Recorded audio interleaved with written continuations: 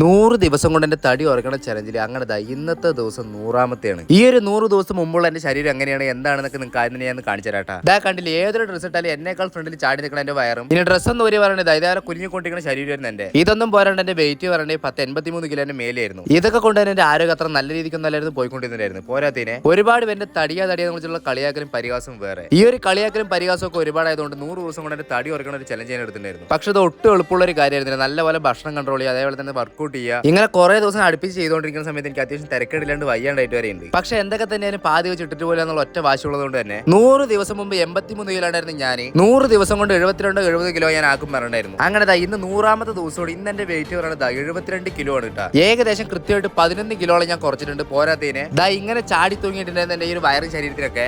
കണ്ടില്ല, ഈ ഒരു രീതിക്ക് മാറ്റിയെടുക്കാനും പറ്റിയിട്ടുണ്ട്. അത്യാവശ്യം കൊഴുപ്പും കാര്യങ്ങളൊക്കെ നല്ലപോലെ കളഞ്ഞിട്ടുണ്ട് ഞാൻ. ഇനി ഇതൊന്നും പോരാണ്ട് എനിക്ക് മുമ്പിട്ടായിട്ടുണ്ടായിരുന്ന ഈ ഒരു ഡ്രസ്സൊക്കെ ഇപ്പൊ എനിക്ക് എത്രത്തോളം ലൂസാണ് നിങ്ങൾ തന്നെ കണ്ടു നോക്കി നോക്ക്. ഈ ഒരു ഡ്രസ്സ് മാത്രമല്ല, മുമ്പുണ്ടായിരുന്ന എന്റെ എല്ലാ ഡ്രസ്സും ഇപ്പൊ എനിക്ക് ഇത്രത്തോളം ലൂസാണ് കേട്ടോ. സത്യം പറഞ്ഞാൽ എന്നെ കൊണ്ടൊന്നും സാധിക്കില്ല. എന്റെ ചുറ്റിപ്പറ്റിയുള്ള ഒരുപാട് പേരെ പറഞ്ഞ് കളിയാക്കിയിട്ടുണ്ടായിരുന്നു, തളർത്തിയിട്ടുണ്ടായിരുന്നു. അവരുടെയൊക്കെ മുന്നിൽ എന്റെ ഒരു 100ാമത്തെ ദിവസം എനിക്ക് വലിയൊരു വിജയം തന്നെയാണ്. കാരണം അവരുടെയൊക്കെ മുന്നിൽ നമ്മൾക്കൊന്നും സാധിക്കില്ല എന്നുള്ള ഒറ്റ വിചാരം മാത്രമായിരുന്നു. അങ്ങനെയൊക്കെ ഉള്ളവരുടെ മുന്നിൽ നമ്മൾ വിചാരിച്ച് എന്ത് സാധിക്കാൻ പറ്റും, നമ്മളെ കൊണ്ട് എന്ത് പറ്റും എന്നുള്ളൊരു വിശ്വാസം വിചാരം എനിക്കിപ്പോൾ നല്ല പോലെ ഉണ്ട്. അതുകൊണ്ട് തന്നെ അടുത്ത നല്ലൊരു ചലഞ്ചായിട്ട് വരുന്നവരെ എന്നെ സപ്പോർട്ട് ചെയ്ത എല്ലാവരോടും ഒരുപാട് നന്ദിയും പറഞ്ഞ് എന്റെ ഈ ഒരു 100 ദിവസത്തെ ചലഞ്ച് ചെയ്യാൻ ഇവിടെ വെച്ച് അവസാനിപ്പിക്കുകയാണ്. അപ്പൊ ഇനി അടുത്തൊരു അടിപൊളി ചലഞ്ചായിട്ട് വരുന്നവരെ എല്ലാവർക്കും ബൈ.